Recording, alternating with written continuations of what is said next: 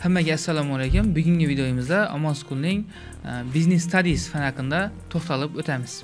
Amon School'ning eng asosiy missiyasi bu kelajak biznesmenlari va liderlarni tarbiyalashdir.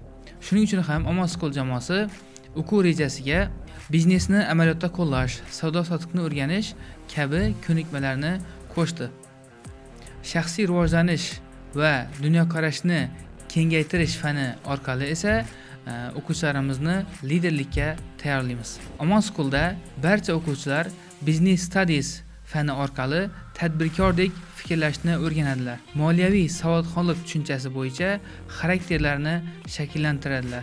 Eng muhimi, O'zbekiston va boshqa rivojlangan davlatlarning iqtisodiy holatini analiz qila olishlaridir.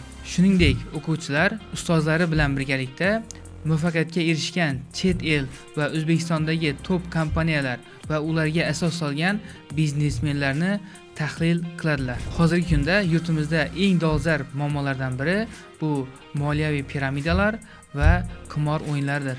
Ko'pchilik yurtdoshlarimiz shu kabi muammoli moliyaviy piramida va qimorlarga aldanib qolishmoqda. Agar insonlarda moliyaviy bilim va pul bilan ishlash bilimi bo'lganda, shunday piramida va qimorlarga aldanib qolishmagan bo'lardi. Amon School'da 1-sinfdan 7-sinfgacha moliyaviy nazariyalar, savdo-sotiqni amaliyotda qo'llash mashg'ulotlari o'rgatiladi. 8-sinfdan boshlab esa o'quvchilar o'zlarining biznes g'oyalarini noldan tiklashni o'rganadilar va eng muhimi, Amon School'ning grant loyihasida ham qatnashishlari mumkin.